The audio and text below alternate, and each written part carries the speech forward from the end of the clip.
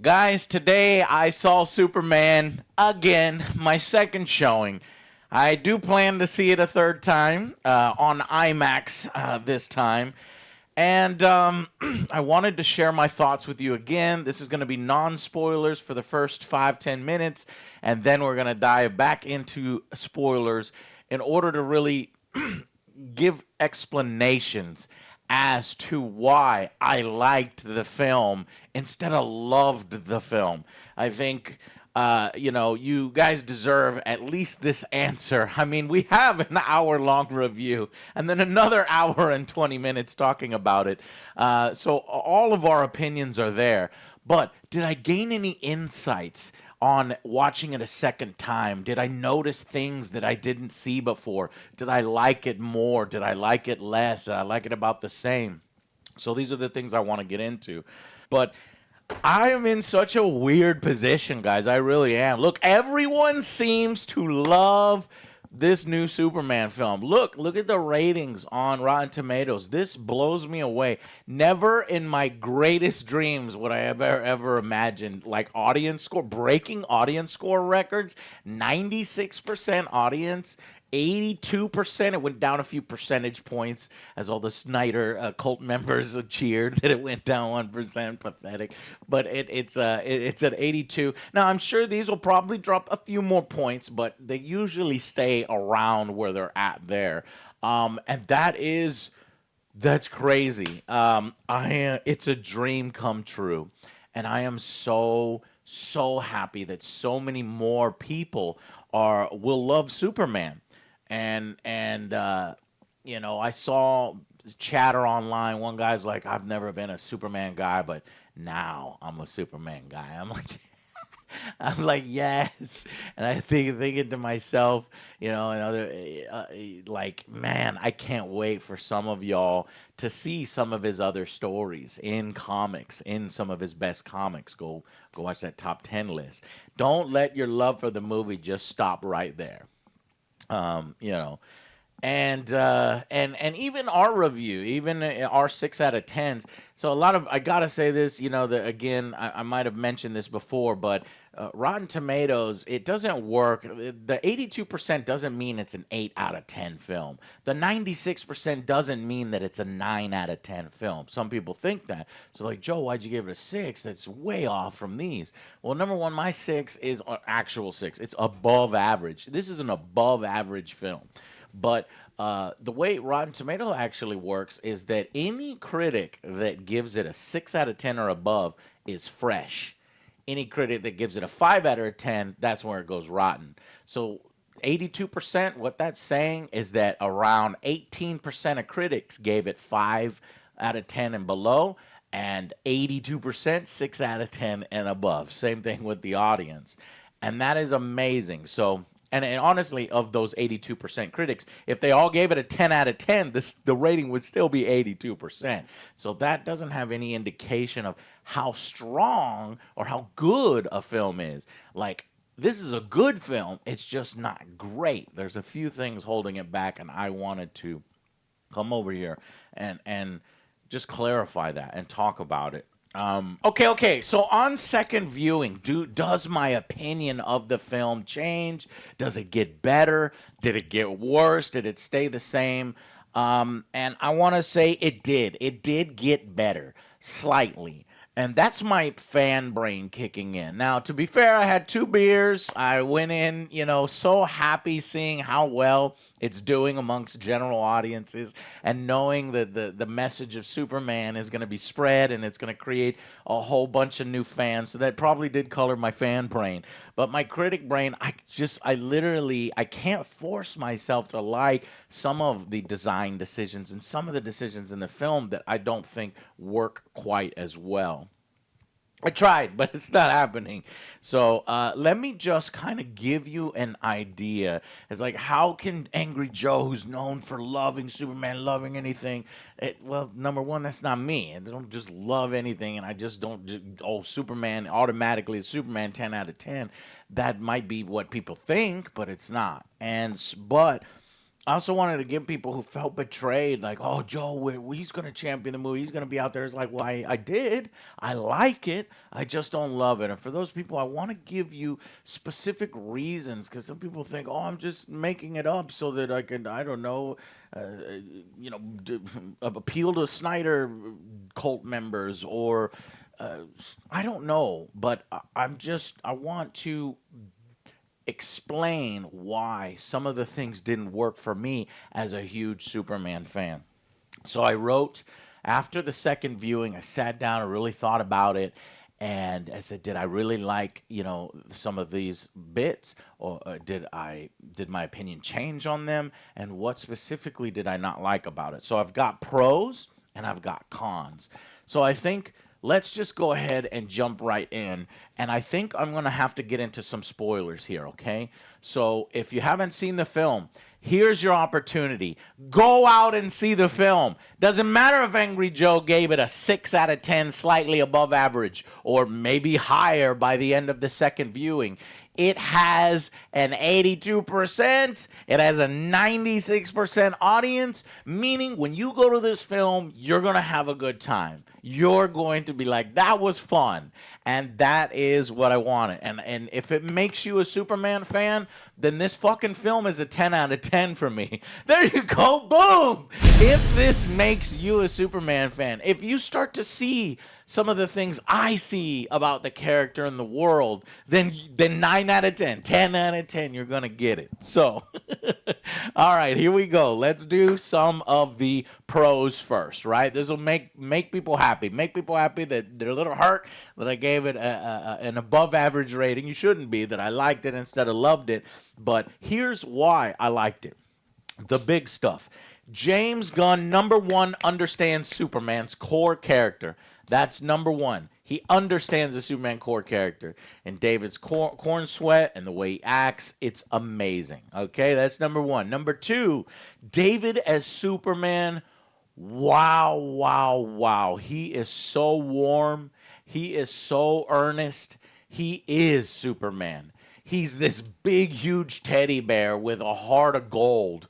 He's powerful, yes, but he is an inspiration, and I wish they pushed that more in the film. And we'll talk about why I feel that it works and why it should be pushed a little bit more and worked a little bit more.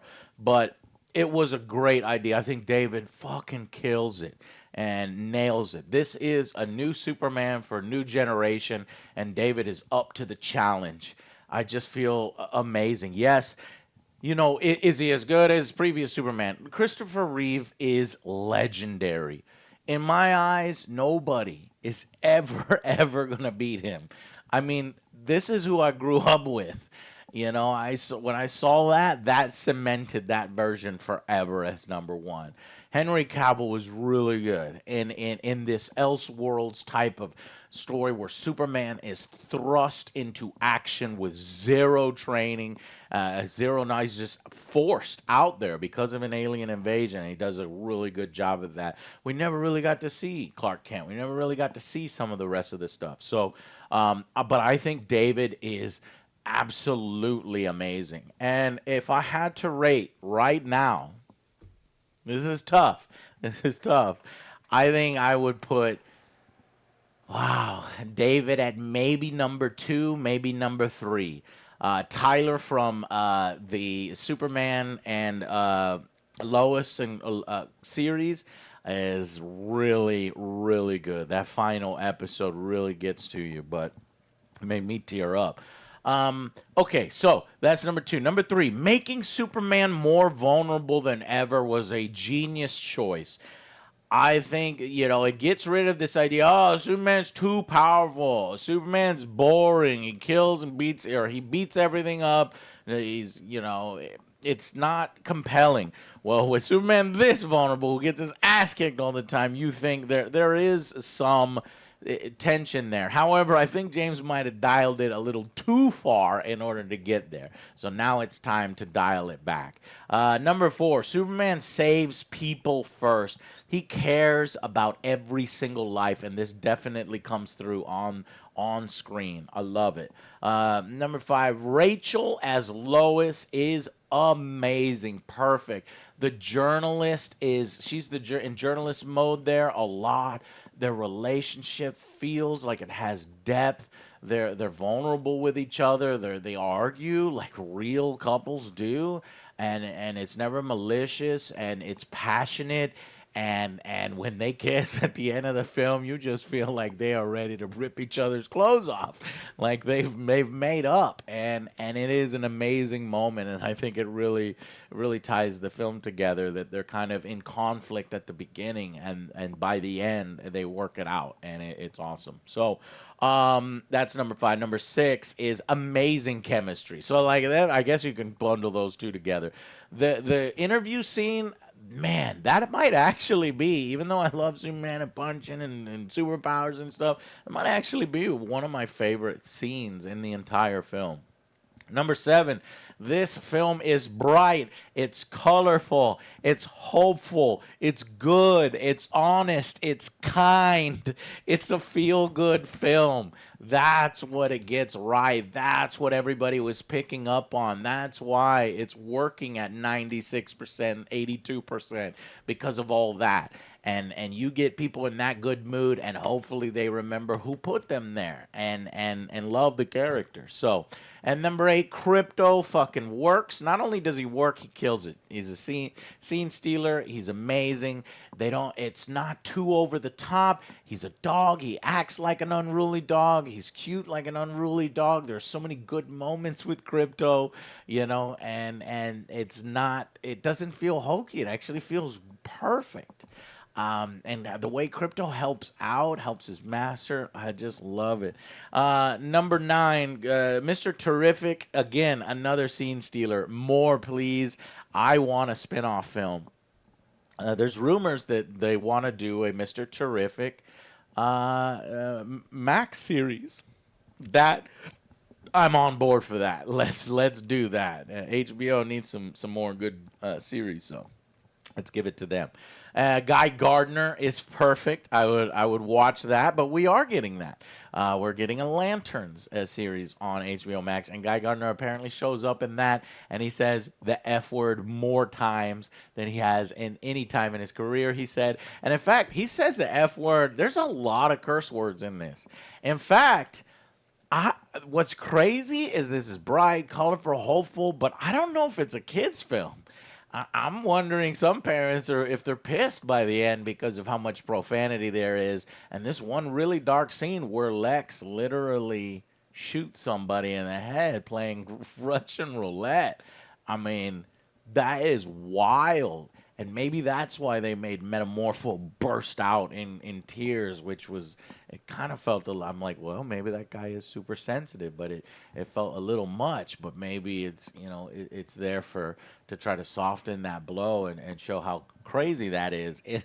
So I wouldn't say Superman's necessarily a kid's film, but who cares? Because it's like Man of Steel was way more brutal, and I'm sure parents brought kids to that. So I don't care about making it a kids-friendly film. There are plenty of kids-friendly Superman content out there. So anyways, and then I just love Superman teaming up with Krypto in that final fight. I get, Superman needs help the whole film, but in this one, I felt like even if Krypto wasn't there, he could just laser the cameras when he made that realization, and that would give Superman the soul moment that he needed, but maybe he doesn't need it. I like that he teamed up with Krypto and did that. I don't think it goes against his character.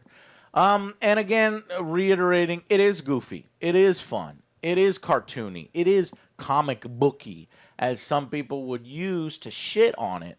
I think that actually helps it. So the Justice League, it's basically a Justice League Unlimited episode, right? It almost borders on a Super Friends episode. Now you go back and watch Super Friends, it's awful, but it borders on the best Super Friends episode you ever got. And I have a feeling that James Gunn put those feelings there on purpose, especially with the Justice Gang. Okay, so those are all the pros out of the way that I really, really felt. Second viewing, you feel all this much, much more. But now it's time to get into some of the cons, okay?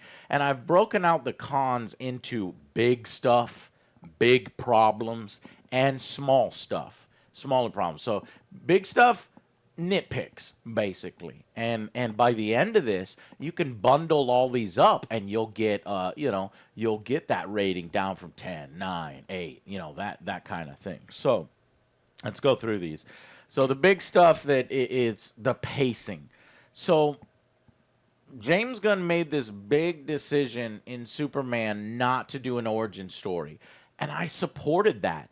Now I'm wondering if it would have been easier for everybody to get an origin story, to slow that pace down, to establish everything and make it all feel established. But I'm going to say no, we're still good with jumping in the middle. However, he jumped in the middle and there's a lack of context. If he jumped in the middle and then put context for the things that are shown in the film a little bit more, it would have worked. For example,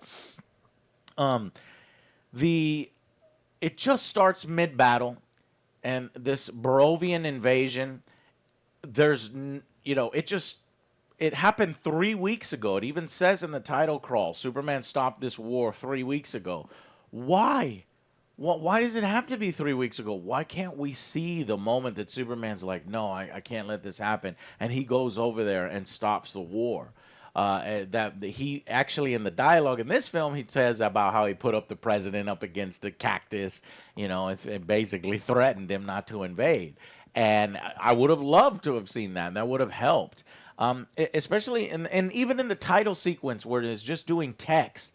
I think back to Lord of the Rings where there's this narration and you see the world. You see the battle, the last alliance. And they could have done something like that to set up metahumans have been around for 300 years. This is the time of gods and monsters, and people are used to it. You could add little vignettes of that kind of stuff, but it's just text, and then it throws you in the middle, and it just does that. So that, I think, contributes. That's somewhat pacing because you just start and go. A lot of people have said, man, this feels like a sequel, and I missed the first film, and I'm not sure, maybe is the third film even better? And I think this factors in that. Another thing with the pacing is that nothing is allowed to breathe, and we're not allowed to feel anything that happens for too long without it either being undercut by a joke or the next scene just starting. And it's so frustrating. A lot of people say movies from the 70s and even the 80s and stuff are boring because they take a long time. They really immerse you in the world, and there's lots of dialogue and there's lots of build-up. And yeah, that might be old school filmmaking, but I do think we still need some of that in order for audiences to chew on something, to mull it over, to feel it here. And I don't know if this is, and I think this pacing helps contribute to the movie feeling like a mess. A lot of people have been saying, "Oh, it's messy," and I think that helps. So, or maybe this is just me, old fart Joe, but maybe the film's made for the TikTok generation where your attention span. Let's go. And an example of this is, I'll get to it. It's another point on this list, but now it's not to say that the film is confusing. I think you'll see a lot of people say, this film's easy to follow. What are you talking about? The pacing's perfect. No, it's not that it's difficult to follow. It's easy to follow. But what I'm saying is there's no nutrition to it. It's empty calories. You're not getting time to really immerse and take in what characters say before it's either undercut by a joke or we're off to the next scene. So, anyway, so number 2 is the score. I already talked about this. I feel like the score is weak. Hum one of the songs from Superman 2025 right now. You can't do it. You can do it for dun dun dun dun dun dun dun dun, or you can do Hans Zimmer. You go ba-dum ba-dum ba-dum. I'm a Superman aficionado, a lover. I cannot tell. I cannot hum or sing any of the songs. And I saw this film twice. You know, fuck. I can't. I tried just now. I can't. I'm a punk rocker. Okay, I got it. I'm a punk rocker. Yes, I am. I'm a punk rocker, yes I am. That's Teddy Bear's Punk Rocker featuring Iggy Pop. I shouldn't be singing that into Superman. Come on. You know, so I'm saying the score is weak. You know the score is weak. The only time it's good is when it has that variation on the John Williams score. There's a jingle there. I want to download that one. But that's just one song. And a score is so important for me. When you're trying to convey emotion, it's like 70% audio, 30% visual. And for the score to be so unmemorable or at times inappropriate, like I said, I think that the punk rock song that undercuts Mr. Terrific's action scene does it a disservice. I wish that they would rescore the whole film. So the score, number 2, is a big thing that I unfortunately didn't find myself liking. Number 3, the cinematographer, Henry Brahms. This is the cinematographer from Flash, guys. Everybody made fun of Flash. Now, granted, he does get some amazing shots every once in a while. There's a moment where Superman flies up from the dust as for he just finishes saving somebody. It is immaculate. It looks so cool. It's like instead of this, I hate it when, fucking Zack Snyder would do the thing where it's like he's lording over people like he's Jesus Christ coming down, and I just didn't like it. Here, it looks like he's a guardian angel kind of thing. Not Jesus Christ, but a guardian angel kind of thing, and that's what I really liked, so he gets a few of those shots right, but too much of the time, it's focused on this big goofy head. The camera's big goofy head, and we're doing we're swinging the camera around. The camera does tons of circles around characters, and it's just too goofy.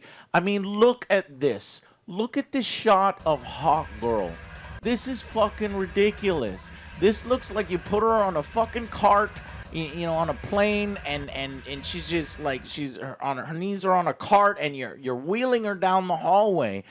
The fisheye lens. I don't like the fisheye lens when it comes to showing off Superman action. Not to say that there's not good shots in the action, because there is. But when so much of it is kind of undercut, and then you combine that with some of the weirdest lighting that I've seen, the CGI, when the sun hits people's face, the shadows on Superman's face, once when the Hammer of Barovia at the beginning of the film is like they're fighting, it looks weird. And then another time in that shot when he punches the guy and the guy's teeth come out, the way the sun is on that, it just doesn't look, and I don't know if that's a particular style, but I've really not seen it look like that in other films. So the cinematographer, and honestly, guys, cinematography is this huge part of movie criticisms that general audiences don't really factor in, or it's like subliminal. It goes in there. And when you have a weak cinematographer or an awkward cinematographer or something that's doing goofy, then it can help and strengthen some scenes, but in some scenes it pulls me out, and I didn't like that. So that's number 3, the cinematographer. So number 4, Jor-El. Shitting on the Kryptonian heritage, I didn't fucking like. I said this in my normal review. You cannot fucking do that. I love the idea of Superman's parents being, being good guys. Kurt Russell's depiction in Man of Steel was so fucking awesome. That's Jor-El. But yet these parents here, they're telling him to murder anybody that gets in his way, and spread his seed on Earth, and have a harem of women. It is a joke. James Gunn has this tendency, he's not afraid to throw lore out the window if he thinks it's funny enough. If he thinks the joke is funny enough. Well, that's not funny, man. You fucked up Jor-El. You fucked up Kryptonians. You just said fuck Kryptonians. And I get the message that it serves. And it's almost worth it in the end, in the context of the film, right?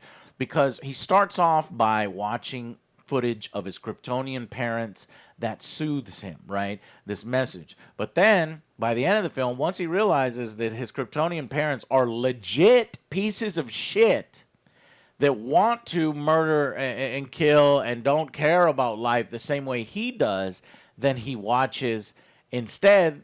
You want me to play footage of your family? He says, yes. Boom. It's him and the Kents. Oh, that moment. And honestly, I was getting emotional. So the second viewing, I started feeling more emotion. And that one almost got me. And so for a moment there, I was like, it's almost worth it, but I don't like it. And I'm still holding out hope. I actually took notes the second time to see if there was an out. And there is sort of, because every time they talk about the message, they say it is legit. This is a legit transmission. They didn't say it's a legit translation. It's a legit transmission. Linguistics. Let me see if I can find the exact thing here. The message is authentic. That doesn't ruin it. What I'm saying is, you could be misinterpreting garbled up Kryptonian, thinking it says something evil when it says something completely different. So if you're you're like, okay, this matches with this word, this matches with this word. Well, if you get those matches wrong and you apply them to others, maybe I'm just holding out hope. Clearly, James Gunn meant it to be, no, his parents said, spread your seed amongst these people, take a harem, and kill anybody that gets in your way. Fuck the humans. They're dumb, they're stupid, and this. So I'm just trying to give them a small out. I hope that it's still just jumbled and poorly translated, and it can be. Yes, I know Lex says, I had 26 linguistics on this, and I know later on in the film, Mr. Terrific says, hey, I have a few people, and they say it's legit. They could be saying the transmission itself is legit, not the actual translation. So I'm holding out hope, but I hate that so much. So I had to talk about number 4. Jarrell and Laura got screwed in this. In order to elevate the human parents, but I just don't think we need that, and I didn't like it. Number 5, Lex's hatred for Superman. It feels artificial. Lex, can kind of go a little too far. I think they were setting it up really nicely throughout the whole film. And I want to say, I don't have a problem with Nicholas Hoult. I think Nicholas Hoult elevates the material and almost makes it work. Almost. In fact, sometimes I think it kind of does work. But this version of Lex, he's working with somebody who sacrificed her humanity, the engineer. She even says it in this awkward, line delivery. But it's a little too whiny, for my tastes in Lex. But in this film, I do think it works, and they can also adjust him in the future. But that's number 5. Number 6, a lot of the emotional moments being undercut by a joke at the end. I kind of said that already with the pacing, but it is so important that I think it ends up taking away. Now, the times it doesn't do it, like with Paul Kent, it gives him the speech. And the times with Lois and Clark where they're talking to each other and they had just had this argument, and it's like, okay, and they separate, and it's sad, and you want them to resolve it, and they do. And then the moment at the end where, they come rushing into each other's arms, or they say, let's have an interview over here, and then as soon as they get away from everybody, boom, this embrace and kiss and love and passion, and she says, I love you too, after he said, I loved you earlier in the film, and she didn't yet reply. Great moment, but those are the ones that aren't undercut. And we needed a few more of those. Number 7, we needed more. This is a huge one for me. We needed more direct inspiration to the other meta heroes.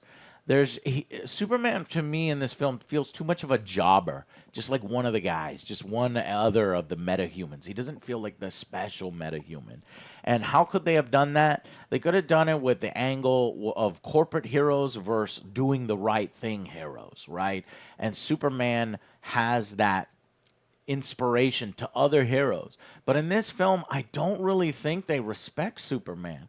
And really, the only reason why Mr. Terrific helps is because Lois kind of prods at him and convinces him, and he feels sorry for that, and he kind of want to gets on Green Lantern's nerve, and again played for a joke, and you know they didn't really even support him interrupting the war in Barovia.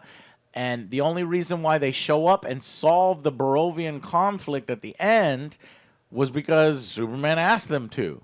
Now, if they would have just done it differently, where, you know, Superman is in this fight with Ultraman in that final act, and they show up on their own because they were inspired by Superman, that would have worked so much better. And instead of him asking, can you go over there and do this prior, which doesn't kind of make sense. Like, how did he convince them? They'd probably say no. So I don't know. You see what I'm saying? I needed that more direct inspiration. James Gunn said he took inspiration from Kingdom Come, the comic book, where Superman kind of inspires others, and some of these other comic stories, and that needed to transfer to metahumans. And I think and transfer to the public as well. It does a little more here. You have the kid raising the flag. You got some people that like Superman, but they're so quick to turn on him. I don't know. I don't like that. But and then the kaiju diversion, it's just bad. I hated the kaiju diversion scene. Number one, the kaiju design is awful, but I can get over that, right? It's the baby kaiju. It's the fucking Pokemon. It's the fact that there was a better version waiting, that the kaiju's only storming the city because it wants to find its baby, and Superman finds a way, stops the Justice Gang from killing the kaiju because he values all life. But that's not this Superman. I keep imprinting my version of Superman on this Superman. In fact, they make it a point in this film to go, Superman doesn't kill unless he absolutely feels the need that he has to. And I'm like, what? Oh, I like that. I don't like that. Or that could be true, but don't say it. You know, and so it makes me believe that it's they didn't push it in the way that I was hoping. So this little fucking Pokemon. I talk about this with the boys later, but you know, it literally it happens at night, and it's this little rambunctious thing that's blowing fire everywhere. Nobody notices this, and then the very next scene, it's daytime, so it's like pacing again, and it's in the middle of the city.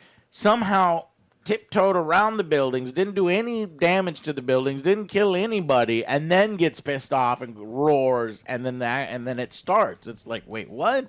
That doesn't, and then worse is Superman doesn't try hard enough to protect its life, or if it just happens and Mr. Terrific puts the fucking T-spheres into his fucking throat and blows his stomach up from the inside and the creature dies, or then deal with the fact that the Justice Gang just killed this creature. It's because the pacing of the movie won't allow him to. And we just forget that ever happened.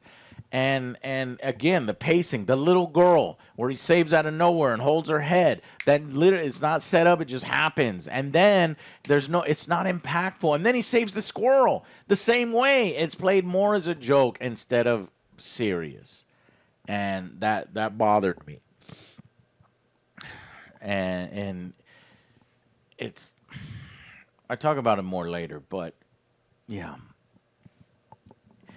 That's that moment that he could assert himself, be like, don't do that again. You know, you murdered this creature. He was trying to think, maybe we can get it to an intergalactic zoo. Maybe I can find why it's rampaging. You know, the Superman I know would have found another way. Instead, he needs help. Number one. Number two, well, I guess it's not he needs help. He's saving people around. He's reducing collateral damage while the Justice Gang deals with it. And if the Justice Gang deals with it in a bad way, then Superman needs to assert himself. And in fact, even Mr. Terrific's like, you want to save this creature? What's wrong with you, man? You know, it's like, well, assert yourself. Anyways, and if Mr. Terrific eventually changes his mind, we needed to see that, and we don't see that. Number 9, Crypto is not Superman's dog, but Kara's. That is not cool with me. Just like making Jarrell and Laura bad guys, having Crypto be Kara's dog and not Superman's is bullshit. I hate it. And then I already kind of said that, but the meek and timid Superman persona, he needs more authority thrown in to have presence. It feels more like Clark Kent in a Superman suit. He doesn't really transform into soups. And, you know, when the Justice Gang is killing that kaiju, he needs to go, stop that. You know, don't do that again. You know, there's a lack of respect for Superman. So, and then now, finally, I think this is a film that's setting up the DCU and Superman.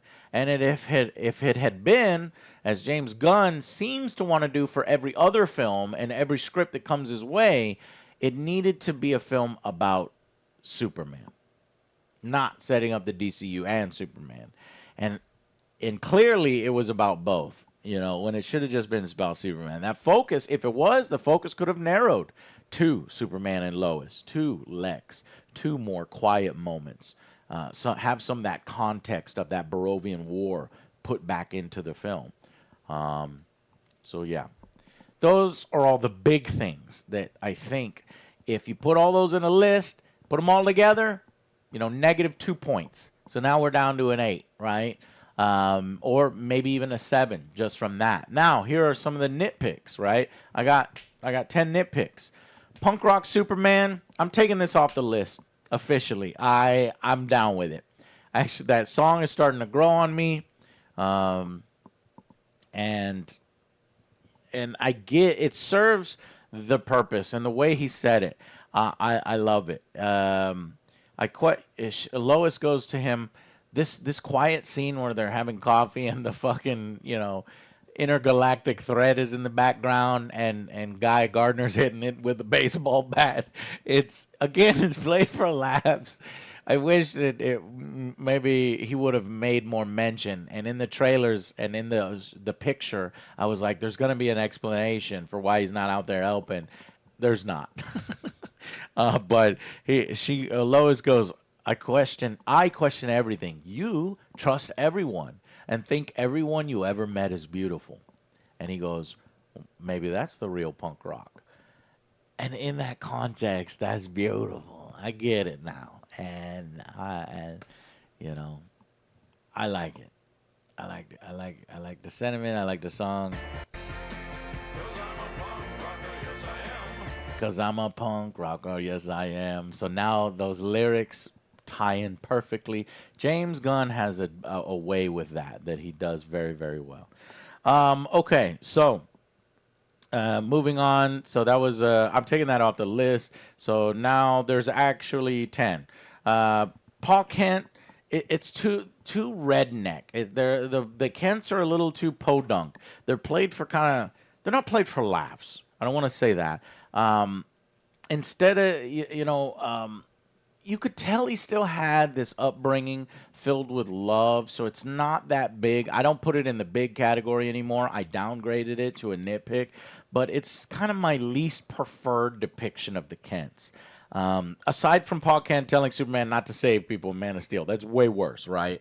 But, you know, even here, I could actually be convinced to pull this off the list, too, because, you know, here's another way to look at it. Ma and Paul Kent are simple folk in here. That's the point they're making. They're simple folk. They're not moral pillars as they are depicted often in my favorite version, right? And they raised him right. They loved on him, and he turned out okay. But also, he makes his own decisions to be good, to be that person. That could grow on me. All right, I'm going to take that nitpick off the list. I just don't like the podunk, the accents. I don't want some people to think they're jokes, right? And I don't think people will think in that depth in that way about him like I am right now. Most people be like, oh, they're hicks. They don't know what to talk about. What is this phone here contraption? Well, go get your boots. I don't want people to think that. And so I think maybe I'll leave it there because that's probably what most people are going to take from it. Maybe. The Jimmy Babe magnet for laughs instead of more Lois in investigative journalism or even more Clark doing some more stuff as Clark. Take it or leave it. The audience loved it. It got the most laughs. This idea that Jimmy's a babe magnet and this hot 10 out of 10 chick is always trying to get with him. And she's not a 10. They even put mutant toes. Jimmy's kind of mean if he's fucking putting mutant toes. Like, what the fuck? You're kind of an asshole. But it's and he manipulates her, or she just wants to be with him really bad, and he can't even muster up the gumption to hang out with her for a week to save the day.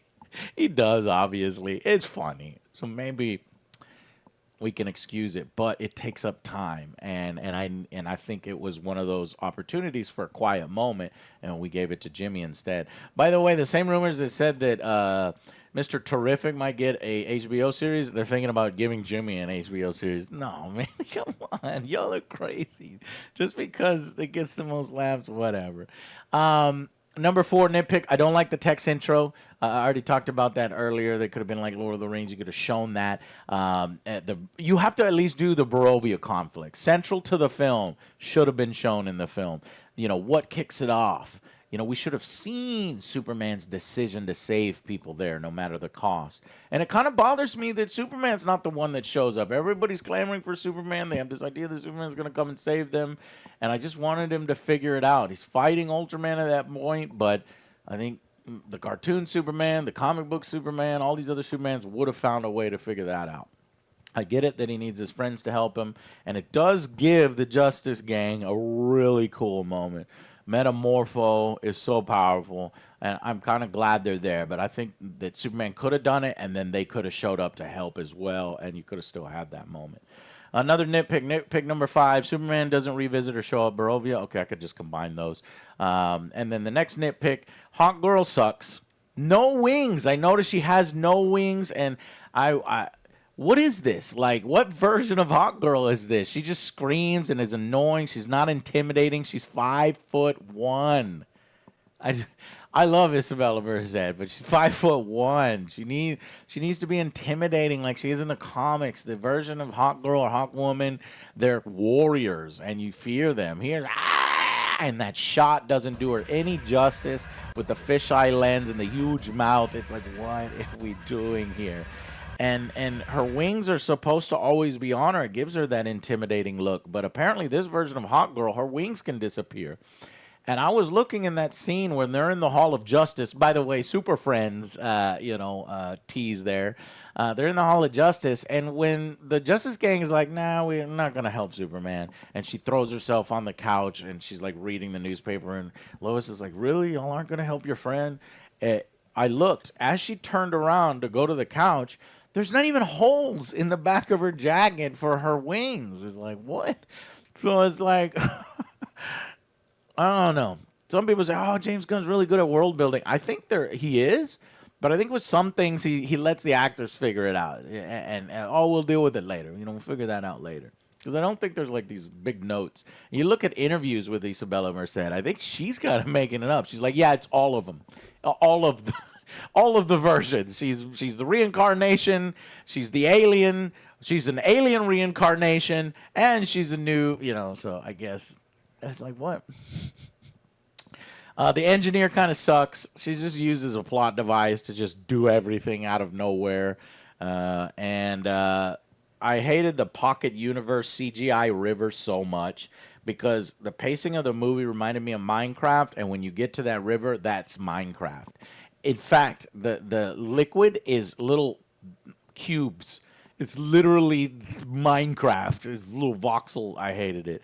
And then the CGI baby Joey, That's very Guardians of the Galaxy, so I could maybe forgive that, but it was just kind of goofy. He's like holding the baby the whole time. My name used to be Joey, so I can maybe forgive that. These are nitpicks, remember. These are these are inconsequential. And then Ultraman into a black hole. I downgrade this to a nitpick, but Alex, seeing it again, Alex might be right.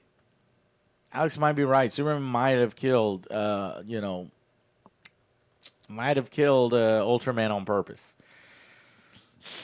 And we might have wasted the character of Bizarro. I'm holding on hope that he went into the black hole, survived the black hole, and has now popped out on another end doing a Bizarro world. Maybe he goes into a different dimension, and we can get the real Ultraman. He forms the, the Syndicate.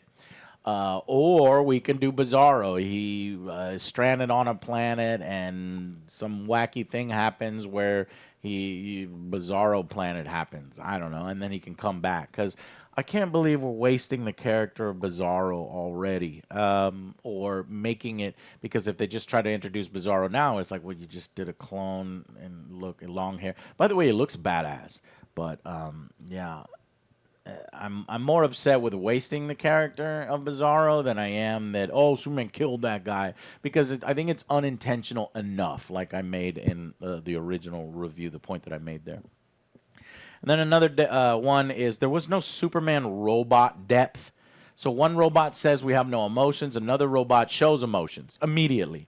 And people were talking shit about that in the trailer, right? And I thought it would be explained or expanded upon. I was defending it. It's not explained. It's not expanded on. Again, it's a James Gunn joke. Because if he thinks it's funny, it doesn't matter if it makes sense. It doesn't. If it's funny enough, it's in there, And at least it would have been better if he got a quiet moment with the robots or a sweet moment with the robots, so that when they're killed, and we see that amazing shot from the comics where Superman's holding that hand of the dead robot, that would have had way more impact if we had those quiet moments with the robots, and we didn't. And then, like I said, James Gunn will contradict himself for the sake of a joke, or destroy lore if it serves a good joke for him, right? Like the harem of women reoccurring joke that he thinks is so funny. But yeah, okay, so that's it. That's all. That's my list of big cons and nitpick cons. And if you take that list and you wrap them all together, I think you can go -2 points, -3 points for all the the score, the pacing, the cinematography, some of the questionable design decisions, the fact that there needs to be more direct inspiration. Superman gets his ass beat all the time. He needs to assert himself, that kind of stuff. All can get in there. -3, we're down to 7. And then all the nitpicks probably bring it down, from my critic brain, bring it down to an above average film, a film I like, a 6 out of 10, but not love. But my fan brain is more like a 7, right? It's more like a 7, because a lot of the nitpicks don't bother me. And then you go one step further. If it makes you a Superman fan, if it made this many people happy, 82%, 96%, this is a fucking 9 out of 10. This is a fucking 10 out of 10. Welcome. Welcome to the family. Let me embrace you. I bet you, and David in an interview said this, that I think it's his brother-in-law is even bigger and taller than him and gives the best hugs. And I bet you this David's version of Superman would give the best hugs. I want to give you a hug. Welcome to the Superman family, guys. Go out and see this film so that we can talk about it, so that you can, understand what I'm saying, and talk spoilers, even though I went into spoilers there in order to make these points. I don't know how I'm going to structure this. I'm just throwing it together, honestly. I might put the boys' reactions to the second viewing here at the end, just to see if it had changed their opinions. But I just wanted more time to talk about one of my passions, Superman. Yeah. So, but before I do that, I took a bunch of notes. I want to go through them real quick and just gush. So, we love you more than heaven, son, more than land. What is that? So, in my original review, I said that even their speech is not very good. What is this? We love you more than land. Is that what? Did I hear that right from the Kryptonian message from Jor-El? It's weird. Also, Justice Gang. They're funded by Lord Tech. So Maxwell Lord, yeah, we needed more. We needed more of that corporate heroes and doing it that way versus the way Superman does it. And eventually, by the end, he inspires other heroes to make that choice. And it could have been that the heroes show up to Barovia on their own because they were inspired by Superman, but no, that's undercut because Superman asked them to go. So I don't know. I just wish it was done there. When Superman says to protect the creature, Mr. Terrific goes, "Come on," He's like, they're like, "Who is this buffoon that wants to preserve all life?" And that made me upset because, and then Superman, says, and here's another thing that goes to his character that maybe he isn't this version of Superman I was hoping he would be in this small aspect that he wants to preserve all life, whether it's robots, aliens, kaiju monsters, humans, Kryptonians. He says, maybe euthanize it less painfully. Euthanize it less painfully. There's no curiosity on that creature. There's no curiosity on how to handle this and go into action to handle it. To maybe make that creature smaller again, if he finds a way to do that, or show compassion. But he says just euthanize it less painfully. So Superman himself is saying kill it, just kill it without pain. What? No. Fuck. So I much prefer my headcanon version. No, Mr. Terrific puts the balls in his mouth, and that sounds weird, and then they explode in the stomach, and the creature dies. And Superman didn't have time to react to it because he's busy saving the fucking squirrel. He's busy saving the girl, limiting collateral damage because he trusted his friends, the Justice Gang, to handle it, but they ignore his advice. Then flies into them. He says, "Don't do that again. Why did you kill it? I told you let's try to find another way. I could have found another way." And maybe this makes them stop a beat because not only is, and that would play into the storyline. Is he really this? Because they're about to rush into he's a conqueror, he's a tyrant. So that could have played into that because it kind of scared them, right? But then if you show these quiet moments of them reflecting, they're like, "Oh shit, he was right. He's right. Maybe his way of thinking is how we should be doing this."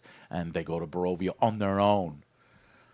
Or they're inspired by Superman on their own. And it just isn't that way. Superman's like, euthanize it less painfully. Couldn't we have? Excuse me, maybe we... No. And I hate to rail on this, right? But it's that last crusty bit on the dial to get it 10 out of 10, to get that Superman 10 out of 10. We need to knock that, and both agree that it needs to go there. So he's had 3 years on the scene. Maybe in his 4th year he'll finally get that. Let's see. The dimensional imp. They call the creature in that thing a dimensional imp. I thought that was cool. Is that a tease at Mr. Mitzelplick? Mr. Mitzelplick. Did I get the name? I could never get the name right. Superman can. That's the whole thing. Or is it just like, this shit happens all the time. But I would have liked him, monitoring the situation, making sure they can handle it. But and so I thought, he was out there helping them at first, and he's taking a break or something, and that would have excused it too. But he's like, no, I wasn't even helping them. I was out looking for the dog. And then they're fighting, and he goes, wow, that's really good God. He doesn't even know. He just Superman would check on that battle. The Superman I know would be like, we need to contain this thing now, and I can't risk there being an uptick in power suddenly, and Green Lantern is taken out or hurt, or Hawk Girl takes a tentacle in the wrong way, and she's knocked out. I don't think Superman. It's played for a laugh. Again, it's like, hey, this happens all the time, and I get that it serves that scene's purpose, and that's not what James Gunn is thinking of right then. He's thinking of making a joke, and he's thinking about the moments of the characters. But I just would have liked a little bit more attention to that. Let's see. Lex doesn't know Clark Kent is Superman. Well, at the end of the film, he knows now, right? Because he didn't make that connection when he made the clone. He saw the clone's face, right? That looks just like Clark Kent. Now he probably hasn't met Clark Kent, or maybe he has. So that doesn't make sense. If he's met Clark Kent before and he cloned Superman, and Green Guy Gardner says that Superman uses hypnosis glasses to change the shape of his face through the glasses. Ultraman doesn't use glasses, right? So I mean, he's got goggles, but I'm sure Lex has seen him without the goggles. That doesn't make sense. And again, played for a joke at the wrong time. This motherfucker shot a dude in the head for just being around Superman, for just being nice to Superman, for helping him once. He gets a Russian roulette and surprised because Lex is like, I thought I had more time. But he has to undercut it with, oh, I'm an idiot because I don't know Superman is Clark Kent. Well, at the end of the film, he better know. So he better come after Clark Kent in the sequel. And then let's see. No, no, no, no, no, no, no, no, says Metamorpho when that random guy died.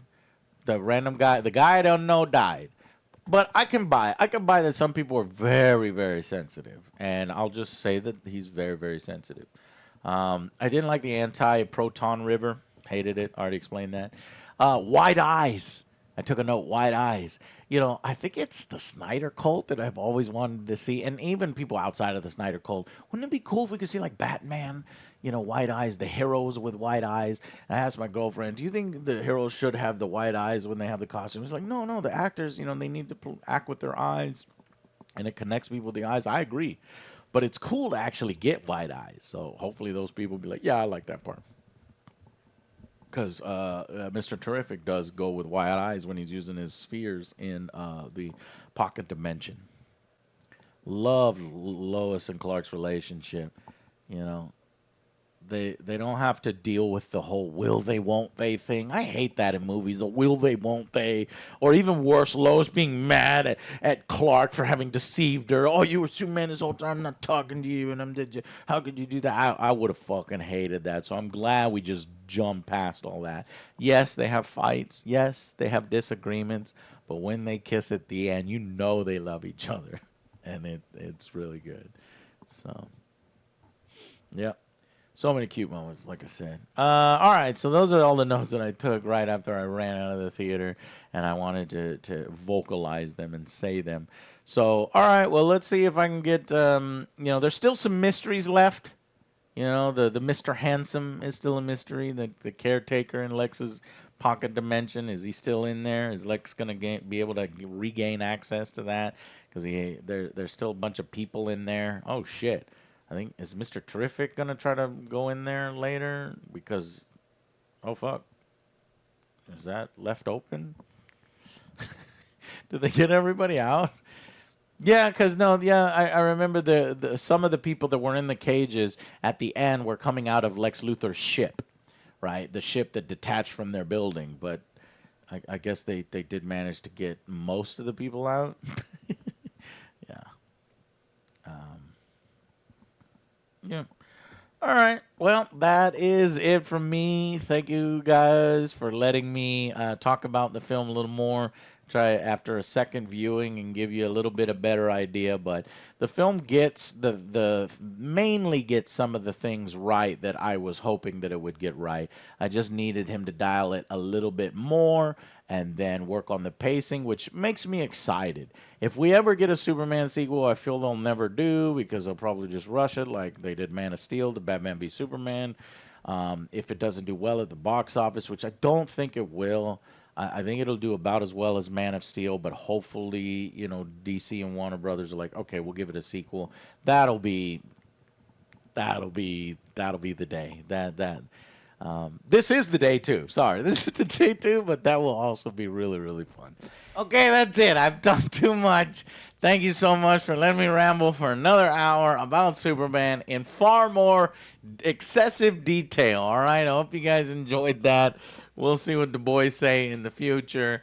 Thank you so much for watching, and I'll see you guys on the next Angry Joe Show. Bye, guys.